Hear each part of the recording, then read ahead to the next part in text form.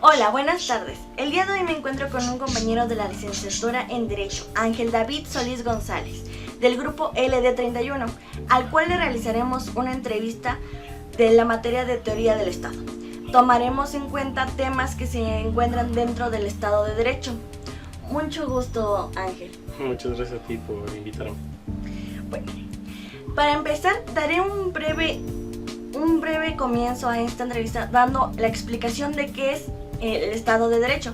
El Estado de Derecho es el principio fundamental el cual el poder está sujeto y limitado. Esto quiere decir que tanto los ciudadanos como los gobernantes están sujetados a las leyes.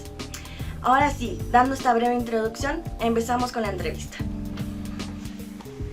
Ángel, ¿cuáles fueron los eventos históricos o filosóficos que dieron origen al concepto del Estado de Derecho? Creo que si quisieras hablar de esos conceptos, te tendrías que ir al inicio de la civilización, pero si nos vamos a algo un poco más moderno, el Estado de Derecho como lo conocemos hoy, nos iríamos al Imperio Romano. En el Imperio Romano es donde surge lo que llamamos como que el Estado moderno. En este imperio se habla de que, hay alguien hasta arriba, es la cabeza, es el liderazgo. Pues era el emperador, pero también simula la imagen del gobierno.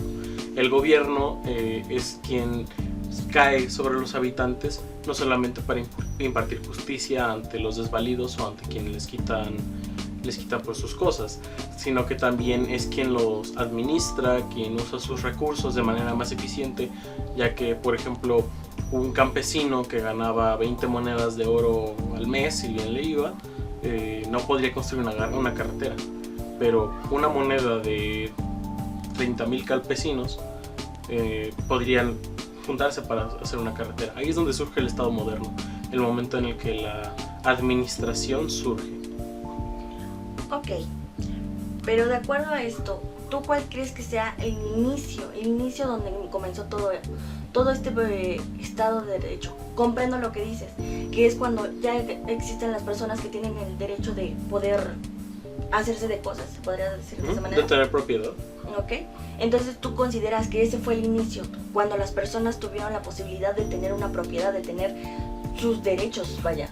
En cierta parte sí, en cierta parte no, porque si hablamos del Estado moderno, ese es su surgimiento, pero hay otras culturas donde también se tuvo antes un derecho de propiedad, donde las cosas eran suyas, su casa.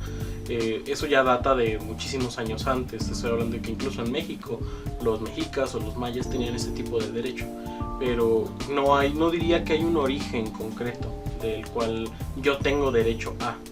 El Estado moderno surge, al menos en mi perspectiva, creo que la de muchos, en el Imperio Romano. Pero el tener derecho creo que es incluso algo humano, es algo inherente de nosotros. El decir, esto es mío, o esto me pertenece, o yo poseo esto. Ok, muchas gracias. Siguiente pregunta. ¿Cómo se ha adaptado el concepto de Estado de Derecho a diferentes contextos culturales y políticos a lo largo del tiempo? Es complicado porque tendrías que irte a cómo funcionan las culturas. Las culturas, al final de cuentas, son parte de nuestras costumbres y nuestras tradiciones, de cómo participamos en sociedad. Si una sociedad es muy violenta, el derecho va a necesitar ser mucho más fuerte, pero si una sociedad es muy, amable o muy sociable, que son muy compañeros, que tienen un gran compañerismo, pues es más difícil que se necesiten normas más duras. Por ejemplo, tenemos el caso de Suecia, que muchas normas pues sí que tienen normas duras, pero no nada en comparación a, por ejemplo, leyes que tenemos, por ejemplo, en México, que las penas son altísimas. Estaría hablando de que un secuestro o un homicidio en México puede durar décadas. Allá pues por mucho una década y media, depende mucho de el contexto sociocultural. Ok, entonces, entendiendo tus palabras, es un ejemplo en Estados Unidos que existe la pena de muerte. Y en otros países a lo mejor no la aplican porque así no lo maneja su cultura, o en este caso porque lo regulan los derechos humanos. Sí, si hablamos mucho de, por ejemplo, Estados Unidos, tienen una cultura muy de muerte, desde el hecho de muchas regulaciones que tienen, como la legislación de armas, o también el tema de cómo se conformaron como Estado. Cuando hablamos de, por ejemplo, Estados Unidos, es una historia muy violenta. Estamos hablando de genocidios, de culturas, de razas, de colonización, y estamos hablando de que ellos tienen mucha violencia. Entonces sí, tiene sentido. Por ejemplo, aquí en México, al final de cuentas, nuestra colonización, aunque hubo una guerra, fue muchísimo más pacífica que lo que fue en Estados Unidos. Por eso no teníamos normas tan fuertes. Ok, siguiente pregunta. ¿Crees que el impacto de la Ilustración haya influido en el Estado de Derecho? Sí, por supuesto. El mero hecho de poder expresarte, de tener libertades, es algo que el derecho siempre ha estudiado. Que uno piensa no, es que siempre hemos sido libres, y no es cierto. Si vemos la historia, a lo largo de la historia, muchas culturas tienen, por ejemplo, esclavos. Tienen el derecho a tener esclavos, a poseer a otro ser humano, como por ejemplo en Grecia se tenía, en mismo Estados Unidos se tenía cuando se conformó. La libertad surge, sí, desde el mero hecho de decir yo puedo ser, o yo puedo participar, o yo puedo colaborar. Y también ayudó a que se movieran, o sea, a que se moviera el derecho, a poder que la gente tuviera más acceso a los libros, a la cultura, a saber de dónde viene y a dónde va. Okay. Hablando de un movimiento filosófico, como ya mencionado, ¿crees que el pensamiento filosófico del iusnormativismo haya influido también en este? Sí, claro. El iusnormativismo, o el derecho normativo, habla de que todo el derecho está contenido en las normas. Como por ejemplo en nuestro país tenemos la Constitución como nuestra norma suprema, como la máxima, a la cual no hay ninguna norma por encima y ninguna norma se equipara. Bueno, actualmente se equiparan los tratados internacionales, pero es nuestra ley suprema. El mismo iusnormativismo es incluso hasta una cultura, si lo ves así.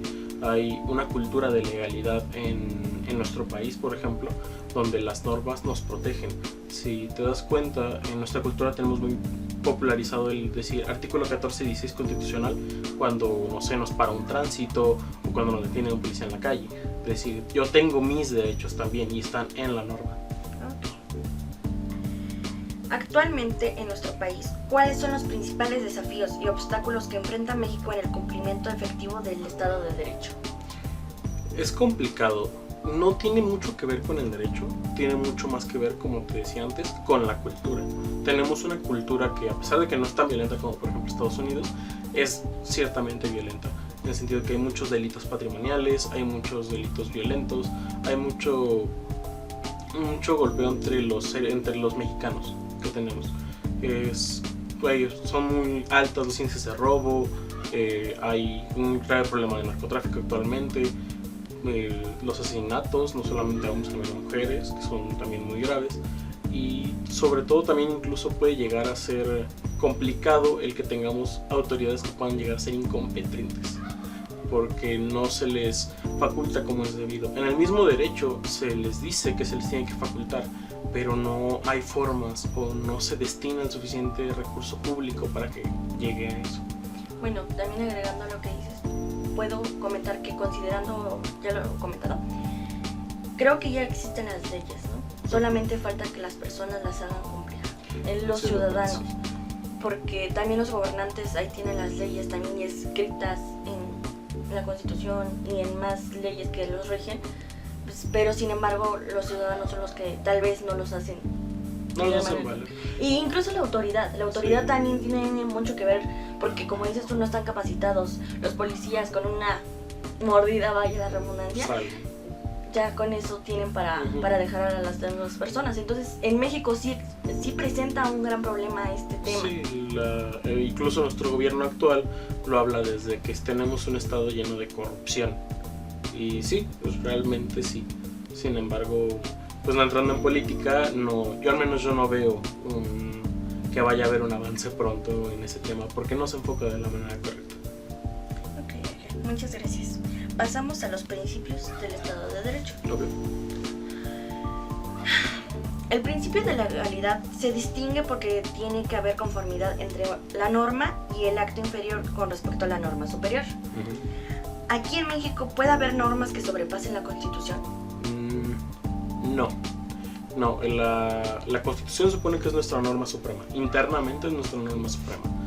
Cuando hablamos de que una ley es es inconstitucional, estamos hablando porque sobrepasa los límites de la Constitución, y el mismo Congreso de la Unión, la Cámara de Diputados, Cámara de Senadores, vigilan esto constantemente, porque lo tienen que corregir. Las leyes no pueden sobrepasar por ninguna otra a la Constitución, incluso la Constitución misma dice que es inviolable, no puedes dañarla, no puedes traspasarla. Pero si hablas de que algo se puede equiparar en el derecho internacional, lo equiparamos más que nada como una herramienta. Decimos que son iguales o que están al mismo nivel porque si la Constitución no te protegió ciertos derechos que tú tienes, puedes llegar a instancias internacionales, a cortes internacionales, y estas mismas te apoyan en la validación de sus derechos. Sin embargo, internamente de nuestro país, solamente la Constitución es la norma máxima. Ok, gracias. ¿Cómo se aplica el principio de legalidad en la administración pública y en las actuaciones de los funcionarios gubernamentales? El principio de legalidad lo que nos habla es de que tiene que estar en la ley. Todo lo que haga la administración pública tiene que estar en la ley. Se dice que el pueblo puede hacer todo lo que no le esté prohibido y el gobierno solo puede hacer lo que le esté permitido. Y precisamente ese es el principio. El gobierno, si quiere construir una carretera, tiene que venir en la ley que está facultado para construir una carretera. Por ejemplo, en la ley viene que el INE es el único instituto que puede llamar a elecciones, o que puede administrarlas, que puede hacer el conteo. No puede haber ninguna otra institución detrás porque no están facultados para ello. Ok, entonces los gobernantes tienen, todo lo que realicen tiene que venir a fuerzas en la ley. Tiene que venir a fuerzas en la ley, o al menos que están facultados para realizar algo similar que nos sobrepase sus facultades. Okay. En cuanto al principio de seguridad jurídica, ¿crees que se cumple en su totalidad en México? Definitivamente no, y eso se marca mucho en que tenemos un índice de impunidad muy alto, demasiado alto. No sé si recuerdas que la vez que nos conocimos fue en una conferencia y estaban hablando acerca de que tenemos un 99% de impunidad, pero en ese 1% también tenemos que no todos los casos se resuelven o no se resuelven de manera positiva. O porque les dan el carpetazo también. Porque les dan el carpetazo. El 1% indica cuántos llegan a denunciar. Okay. Pero de ese 1%. No cuántos realmente terminan en algo real. O puede simplemente que digan, ¿sabes qué? No hay suficientes pruebas y dan carpetazo. Y podemos decir que es parte de la incompetencia de MP, de Fiscalía, de las autoridades, pero es algo también un tema cultural. También es un tema cultural y de corrupción. Y también tema de los gobernantes, porque si ellos no regulan esas instituciones que deberían prestarle atención a las personas que van a levantar denuncia o iniciar carpeta de investigación, creo que también no se les dan los instrumentos suficientes para que lo inicien y también a veces los tachamos a ellos, pero sí, creo que viene desde arriba y después se desglosa y así. Es una sarta de problemas. Recuerdo que alguna vez un profesor me dijo, pues yo siendo MP, él siendo MP, que alguna vez el fiscal de distrito le llamó y le dijo, bueno, ¿de cuánto nos va a tocar por tal caso? Y eso, ¿cuánto nos va a tocar de qué? No, pues, ¿cuánto les pediste? No les pedí nada, o sea, no tengo por qué andarles pidiendo dinero. Y por eso mismo, pues ese fiscal nunca estuvo contento. Y va desde los niveles desde arriba a los niveles desde abajo. Desde que el derecho es un negocio, pues sí, es un problema. Ok. ¿Qué pasa con las personas, por ejemplo, en las sierras de Oaxaca, de Chiapas, que no conocen sus derechos o que no conocen lo que pasa en una civilización diferente a la de ellos? ¿Okay? Sí. Si alguna ocasión alguien viniera y cometiera un acto de delito en estas zonas más pobladas que conocen sus derechos, cometiera un delito pero que en su cultura sea una costumbre, no sea un delito, ¿qué pasaría con estas personas y cómo actuaría este principio aquí? Ok, en cuestión a los pueblos es un tema muy interesante. Nuestra constitución lo marca, que nuestra constitución respeta la individualización de los pueblos, la autodeterminación. Permite que elijan sus propias normas, permite que decidan qué es lo que está bien y qué es lo que está mal. y el gobierno no puede hacer nada para intervenir. Si en un pueblo en Oaxaca deciden que la mayoría de edad son los 15 años o los 13 años y desde ahí se pueden casar, no puedes hacer nada en cuestión a ti, gobierno, porque al final de cuentas son culturas que están dentro de tu espacio, no puedes simplemente transgredirlas. Ok, sí, si esto se comete dentro de su comunidad, porque uno no puede llegar y decir, ¿sabes qué? Eso que estás haciendo está mal, porque pues ya tienen costumbre de hacer eso. Pero si en dado caso, vuelvo a reiterar la pregunta, si alguien de esas comunidades viniera a una ciudad a cometer un acto delictivo, pero que en su costumbre o en su cultura no sea delictivo, pero acá sí, ¿cómo se le haría saber sus derechos? ¿Cómo se les explicaría que eso que cometió tiene que ser castigado? Te recuerdo que uno de los principios rectores del derecho es que el desconocimiento no te exime de la responsabilidad.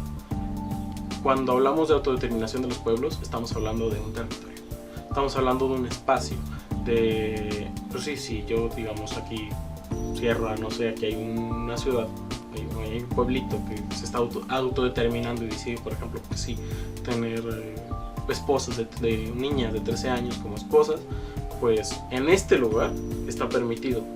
No es algo legal, porque de todas maneras la autodeterminación de los pueblos no tiene que sobrepasar a los derechos humanos. Obviamente ellos tienen derecho a decidir cómo quieren ser y cómo castigan sus derechos, pero por fuera ya no. Si bajan de este pueblito y llegan a una ciudad, digamos, si cometen un acto delictivo va a ser castigado, porque al final de cuentas estamos hablando de una autodeterminación territorial. Imagínatelo como unas mini naciones. Estas mini naciones se autodeterminan y deciden sus normas por sí mismos. Obviamente no pueden llegar a otro sitio y seguir con sus propias normas si en el otro sitio pues está prohibido. Te puedo contar un ejemplo que pues, yo siempre me lo quedé clavado en la memoria, que alguna vez vi creo que en TikTok o algo así, un hombre que es una comunidad indígena y literal sube videos hablando de cómo es su comunidad, de cómo es su cultura, y en uno de ellos presenta a su esposa. Justamente me cae por eso el ejemplo, que su esposa creo que tenía 14 años y él teniendo 21 o 22. Y mucha gente le dijo, no, ¿cómo puede ser posible? Esto está mal. Y dice, no, pues esto es en mi cultura. O sea, realmente yo sé, o sea, yo lo entiendo que aquí somos marido y mujer. Allá afuera no, pero aquí lo somos. Esto es para mi cultura y para mis creencias. Y yo respeto las suyas, ustedes respetan las mías. Que al final de cuentas, pues sí, en mi opinión personal no creo que sea correcto tener esposa a una chica de 14 años, pero pues es su cultura. Al final de cuentas el derecho los ampara, aunque por ejemplo yo no esté de acuerdo. Ok, bueno, también aquí vemos una problemática dentro de la seguridad jurídica, porque varias de estas personas hablan otro tipo de idioma, dialecto, y cuando cometen un acto fuera de su comunidad y al momento de ser juzgados no les den los derechos porque no hay nadie que les pueda traducir o no hay un traductor como tal. Y eso me acuerdo también bien, un maestro nos explicó de un caso de un joven que vino a la ciudad, cometió, no me acuerdo qué cometió, pero fue un delito y lo estaban encarcelando así porque así, y le hablaron en español, pero él hablaba otro idioma, un dialecto. Entonces al momento de que pidió un abogado, el abogado pues tuvo sus problemas para comunicarse, pero al fin y al cabo también consiguieron a alguien de su comunidad que lo pudiera traducir. Y entonces aquí es a donde se enfrenta México en un problemática con la seguridad jurídica, porque la seguridad jurídica, si no mal recuerdo, es aquella que toda persona tiene que saber cuáles son sus derechos y obligaciones dentro de un estado. ¿Ok? Entonces creo que eso debería de mejorar en México, que también se hablen otros dialectos o que hayan traductores para este tipo de personas. Pues en principio por ley ya está. Si tú revisas bueno, ya son los códigos nuevos, creo que en los códigos viejos no viene especificado, pero ya pronto van a entrar en vigor los códigos nuevos. En estos códigos te dice que en cuestión de que hable otro idioma, dialecto o lengua, tiene que haber un traductor en todo el proceso. Lamentablemente en la práctica, aunque yo sepa, porque no he estado muy cercano todavía a la práctica, sí se lleva a cabo de que no puede estar esta persona sin un traductor, pero al menos por ley ya viene. Y sí, es complicado, te lo puedo decir de un profesor de inglés que alguna vez tuve, que me contó que incluso no te vayas así un dialecto de un pueblo, o sea, el mero inglés, que había una mujer aquí, una mujer de Estados Unidos, que no podía hablar con ellos y le tuvieron que hablar a alguien que supiera inglés, porque de verdad no le podían leer sus derechos.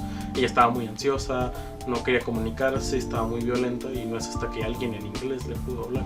Entonces, en principio se hace para proteger sus derechos, ya es un derecho el tener un traductor.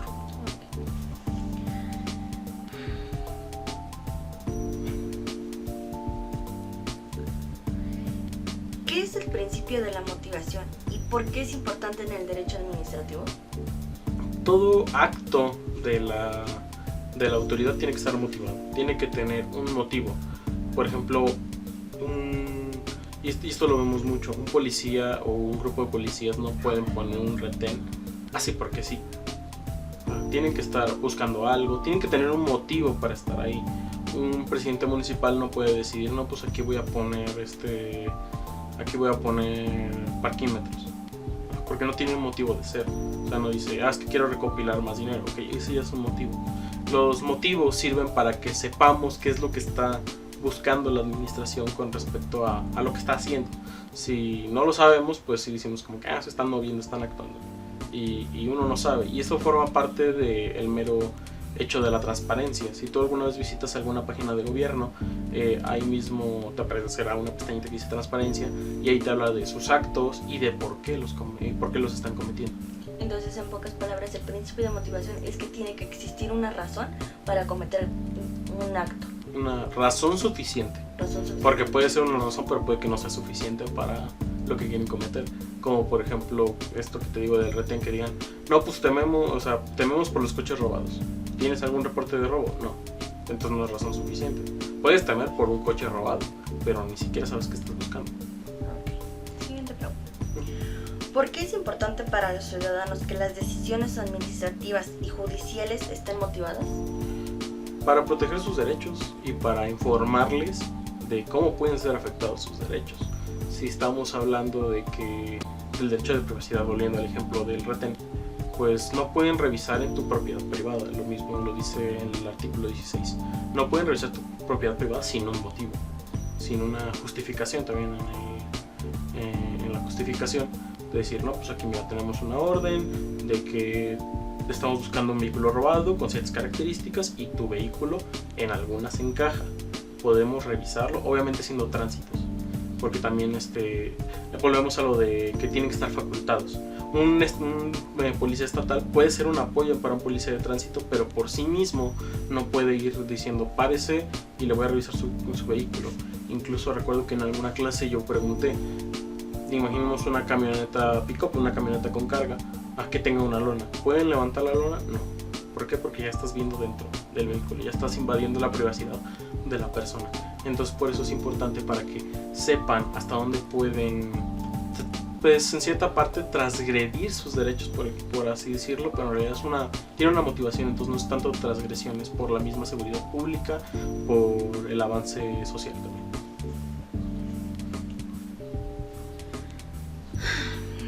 ¿Cuáles son las prohibiciones que se traspasan en México de acuerdo al principio de limitación?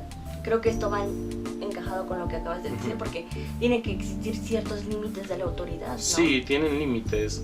Un policía, pues bueno, desde el principio los principios de lo que tú has hablado son sus límites, pero también tienen otros límites, como por ejemplo su jurisdicción, el espacio, la materia, son un montón de datos, pero sí tienen ciertos límites. Son importantes los límites porque al final de cuentas son agentes del Estado, y estos agentes, quieras que no, por ejemplo los policías, están armados.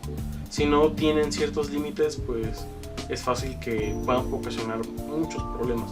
Te lo puedo decir que me acuerdo mucho de un amigo mío que me contaba que su tío lo expulsaron de la policía estatal. Y yo pregunté por qué, porque dije, bueno, es raro que expulsen a un policía sin motivo, ¿no? Y pregunté y me dice, no, es que le hicieron un examen psicológico y él dijo, ¿qué pasa cuando vean a alguien haciendo mal? Mátalo. Así puso en sus respuestas y yo como que, ok, no sé qué pasa con este amigo, ¿no? Pero, no, con su tío.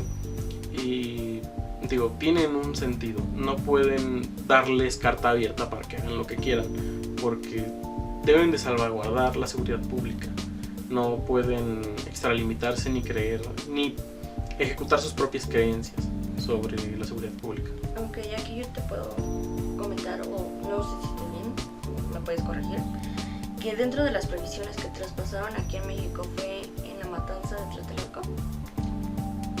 Sí, por ejemplo, sí, al final de cuentas era un movimiento pacífico. Y más que nada porque pues el que en ese tiempo era el presidente lo ordenó, se puede decir de esa manera. Pues entramos a motivos políticos, hay muchas versiones, hay muchas ideas, pero de lo que estamos seguros es de que, por ejemplo, en ese caso el gobierno atacó a la población civil sin un motivo justificado. Entonces, en mi caso yo lo pondría como el principal,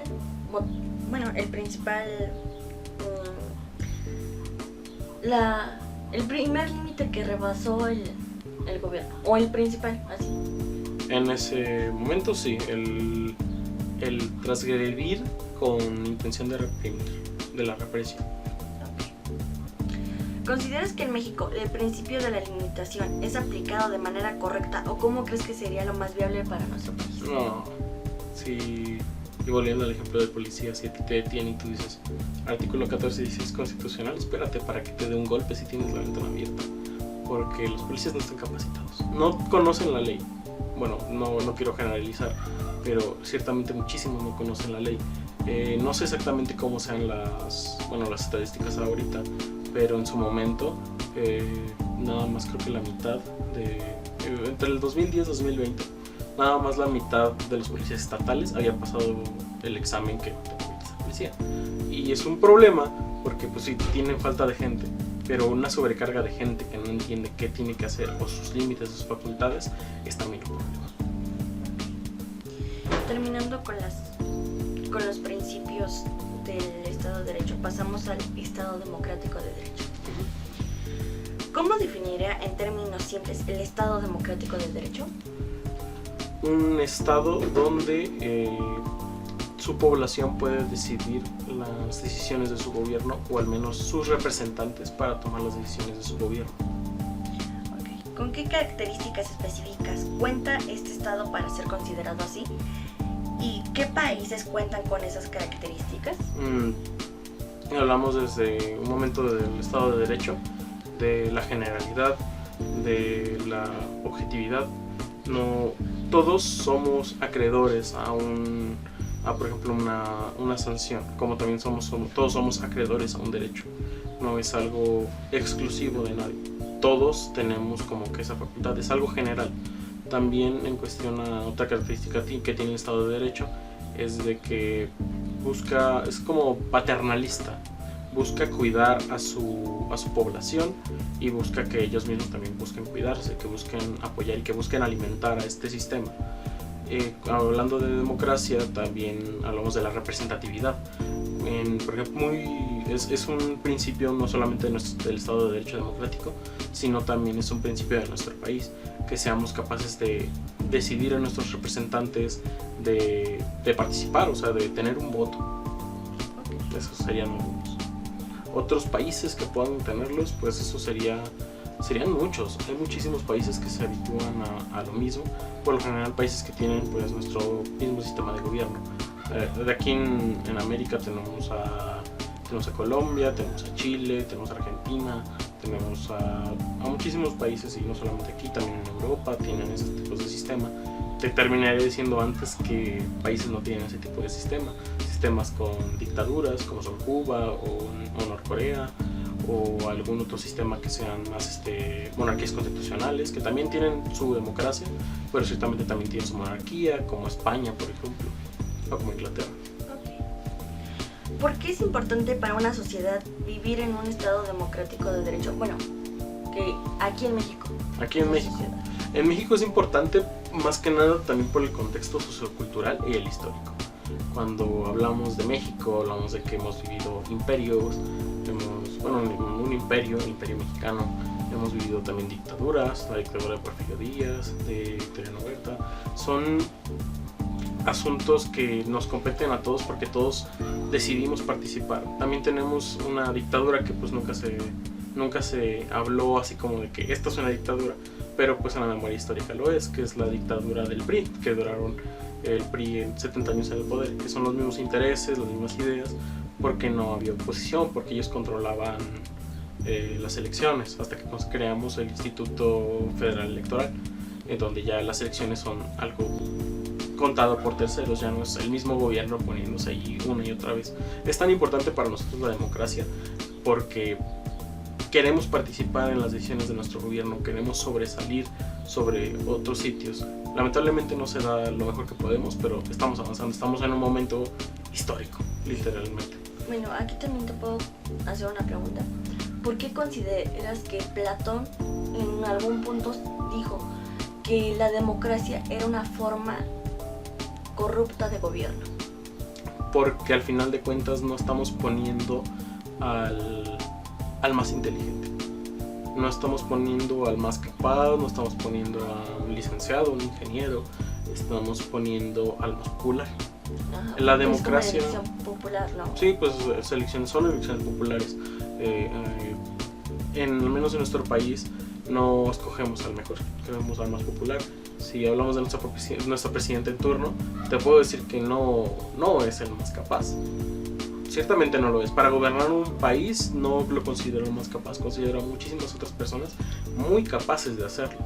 Ajá. No es una tarea fácil, tampoco te estoy diciendo que el presidente no tenga una tarea fácil. Realmente él tiene una tarea titánica y lo ha hecho lo mejor que ha podido, en mi opinión. Pero definitivamente no es el más capaz.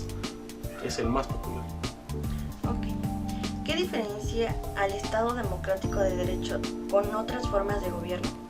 ¿Consideras que el Estado de Derecho no puede existir dentro de otras formas de gobierno? ¿O de lo contrario, en qué otras formas de gobierno el Estado podría seguir siendo un Estado de Derecho? Creo que el mismo Estado de Derecho, o sea, democrático, se caracteriza por el poder elegir. El tener la capacidad, la libertad de elegir a tus gobernantes. Es difícil decirlo si en otras formas de gobierno funcionaría, porque ¿cómo lo describimos?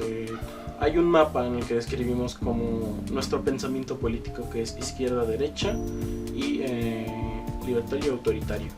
Es complicado describir exactamente cómo funcionaría, necesitaríamos como un ejemplo más específico. Si te dijera que las democracias al menos funcionan porque somos capaces de avanzar, de aprender nuevas cosas. Sí, por muy poco que sea, pero una democracia te permite aprender. Te permite aprender qué quieres para tu país y qué cosas tampoco quieres. En otros sistemas de gobierno no te permite aprenderlo. Pueden incluso llegar a ser represivas o totalitarias. Ahora bien, pasamos con el Estado constitucional. ¿Me podría definir qué es un Estado constitucional y cuáles son sus principales características? Un Estado constitucional es un Estado que pues primeramente se rige por una constitución, por una carta magna, que bueno, es incorrecto decirlo así, pero es una forma de decirlo. Una carta magna, un papel que te da los principales derechos de la población y los principales límites del Estado.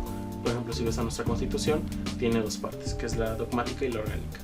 En la dogmática nos abre todos los derechos que como mexicanos tenemos, y en la dogmática cierra el gobierno en un espectro, como en un cuadrito, y dentro de ese cuadrito van a moverse, dentro de ese cuadrito van a actuar. Eso es lo que caracteriza a un Estado constitucionalista. ¿Puedes repetirme la otra parte de la pregunta, perdón? ¿Cuáles son sus principales características? Pues sería un fuerte Estado de Derecho, o sea, un formal Estado de Derecho basado en un papel, ahora sí que en un papel, una jerarquía de normas, teniendo esta como la norma suprema y bajando poco a poco entre leyes, bueno, dependiendo de obviamente la organización del Estado. Por ejemplo, en México tenemos las leyes federales, las leyes estatales, y ya por último decretos, algunas ordenanzas, reglamentos, ese tipo de cosas. ¿Qué importancia tiene la Constitución en este estado? En nuestro estado. Bueno, en este estado de derecho. De derecho. Tiene la importancia de participar como la norma suprema, como el rector. Podemos decirlo como que son las normas del juego que vamos a jugar. Así tenemos un juego de mesa, y son las normas, son el libro que nos dice así como cómo se juega, y podemos irle añadiendo normas como para que el juego avance más rápido y demás, pero es nuestra primera línea que no debemos de cruzar nunca. ¿Consideras que México cumple con las características ya mencionadas para un estado constitucional? Sí, definitivamente sí. Al menos legalmente cumple con todo. Si ya hablamos de la práctica, pues lo hemos visto mucho más ahora. Por ejemplo, hay muchas normas que se transgreden y no pasa nada. Esto ya es entrando un poco en política, pero por ejemplo, en nuestra misma constitución dice que somos un estado neutral. No podemos participar, no podemos intervenir, no podemos comentar acerca de algo fuera de nuestro país. Podemos condenar algo malo, pero no podemos opinar o influir en algo. Y por ejemplo, nuestro presidente ha influido en muchas cosas, como por ejemplo el desastre que pasó hace un par de meses en Perú, o muchas otras cosas que ha influido él que no tienen por qué influir. ¿Puede proporcionar ejemplos históricos de cómo la falta de un Estado constitucional sólido ha llevado a crisis políticas o violaciones de derechos? ¿Y qué lecciones podemos aprender de esos eventos históricos para no caer en el error? Ahí depende, es más por algunos estados, los estados anárquicos, que realmente nunca se llega a una anarquía total. Yo lo veo más en cuando no se respeta esa norma. Por ejemplo, hay normas que en nuestro país se impusieron y nunca se respetaron, o sea, que no tuvieron un fuerte impacto, y al final de cuentas pues no, el gobierno no tenía el poder como de obligarnos a seguirlos. Estoy hablando de, pues como se llama, de ya hace muchísimos años, casi más de un siglo, diría que más de un siglo. La falta de ciertas normas hace que se transgredan los derechos que actualmente tenemos. Ya al menos en nuestro estado no podemos perder nuestra constitución. Hay un mismo artículo, que ahora mismo no recuerdo si es el último, creo que sí es el último, que dice que bajo ningún concepto puede sustituir la constitución, porque ya no la podemos perder. Ya es algo inherente de nuestro estado y nos vamos a quedar con ella siempre. Otra cosa que me gustaría añadir es que no veo como tal un estado anárquico, un estado así como sin leyes, como algo malo. ¿Por qué? Porque mucha gente dice así como que no, es que si no tuviéramos leyes como mismos seres humanos nos comeríamos vivos, ¿no? Pero al final de cuentas es algo que nunca se ha realizado, nunca se ha comprobado, nunca se ha tenido bien ejecutado como para que podamos decir que funciona o que no funciona. Entonces no sé si podríamos aprender algo de eso como un error. Ok. El último tema es el Estado ante la globalización. ¿Podría definir qué es la globalización? El intercambio de información de seres de un punto a otro punto del globo a través de las tecnologías de la información. ¿Cuál es el papel de la globalización en la interconexión de estados a nivel económico, político y cultural? Va, supongo yo, que desde lo público hasta lo privado. Cuando un estado entabla una relación con otro, hablamos de que tienen pues intercambio. Por ejemplo, de Estados Unidos con México tenemos tratados que nos permiten comerciar con ellos, que nos permiten pasar a su territorio, o sea, nos permiten sujetarnos a sus leyes al estar en su territorio, y ellos también al estar en el nuestro. Y ya cuando te vas a lo particular, hablas de que gente se puede conocer de un estado a otro sin tener que incluso que viajar. La globalización permite eso, y no solamente estamos hablando de relaciones interpersonales, sino también de comercio o también derecho civil. Imagínate cuando una persona de Estados Unidos se casa con una de México. Es un tema civil que se tiene que decir también en cuál de los dos estados se casan, si Estados Unidos o México, para saber qué leyes los van a regir. Es algo muy complejo que nos permite la globalización, que es el conectar con gente que no está en nuestro territorio. ¿Qué problemas o consecuencias se ven reflejadas en el Estado a causa de la globalización? ¿Estas son buenas o malas? Buenas o malas es difícil de describir, porque cada estado tiene sus problemas dependiendo de cómo le afecte la globalización. Te doy el ejemplo más cercano que tenemos, que es por ejemplo en Ciudad de México. Ahora mismo, por las rentas tan baratas, mucha gente que trabaja a través de línea, gracias también a la globalización, mucha gente de Estados Unidos que trabaja a través de línea viene a vivir aquí, y como a ellos no les importa pagar rentas altísimas o mucho más altas que lo que podría pagar un mexicano debido a su sueldo, pues viven como reyes o viven en lujo, y muchas rentas se encarecen. Es algo que le llamamos gentrificación, que la gente pues se concentra en un punto y hace que sea más caro, hace que sea más difícil vivir en él, que sea más concurrido o incluso que se vuelva más popular, lo cual puede afectarlo de manera negativa, como vemos. Pero también nos ha apoyado, o sea, quieras que no, ha traído dinero extranjero dentro de nuestro país, y ese mismo dinero se invierte en la tiendita de la esquina, en la verdulería, en la panadería, y ese dinero se mueve. Es bueno que tengamos dinero extranjero dentro, no solamente desde lo más chiquito, sino también hasta el macro, como por ejemplo Elon Musk, que invirtió creo que hace un año en una fábrica aquí en México, y al final de cuentas es inversión que también se invierte en los trabajadores, en la materia que también compra aquí. Es algo pues bueno en cierta medida, y no solamente nos pasa a nosotros o a países que pueden ser considerados de tercer mundo, también les pasa a países de primer mundo. Por ejemplo, en Holanda, en Ámsterdam, tienen, no sé si sabes, este barrio rojo, esta zona donde es permitida la prostitución. Ajá. Mucha gente va a tomarles fotos a las trabajadoras, ¿no? Porque por lo general están en una vitrina o están así como que, o sea, se ponen ahí quietas como para que des el servicio, aquí me puedes pagar, y tienen muy buenas prestaciones. Si hablamos de Holanda en cuestión a derechos que tienen las trabajadoras sexuales, tienen muy buenos derechos. ¿Sabes cuál es el problema? Que llega la gente, llegan los turistas y no consumen, y es un problema también que tienen ellos debido a los turistas, porque la gente viene a ver, digamos, a tomar fotografías y no a consumir, y ellos necesitan que consuman. Ok, bueno, yo aquí puedo agregar también que la globalización, como bien lo mencionaste, es buena cuando existe flujo de dinero, más no cuando transgreden los derechos de los ciudadanos de ese estado. Sí. En este caso en México, hace unos meses yo vi por las redes sociales donde una señora de Estados Unidos agredió directamente a una mujer que atendía una típica tiendita de la esquina. Sí, lo recuerdo.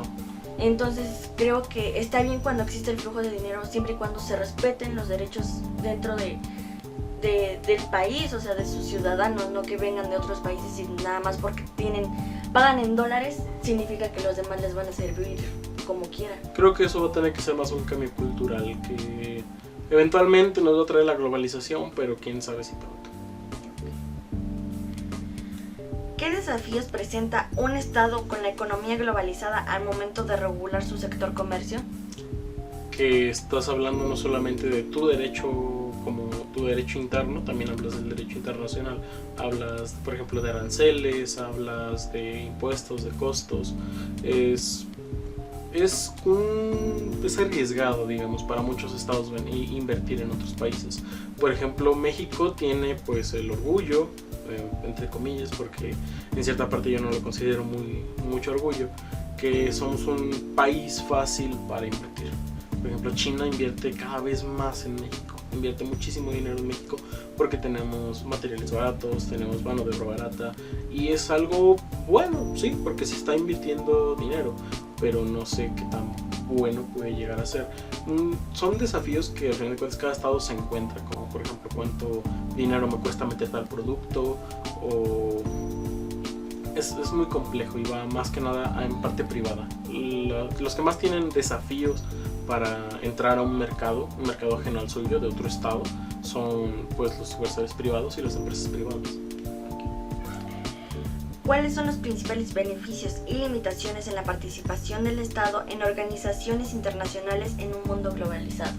Los principales beneficios es que se alían, o sea, es realmente una alianza. Si ves a México, México es el típico país que incluso firma todo sin mirar. Y dice, sí, yo entro a organizarnos, a hacer un grupo, a participar.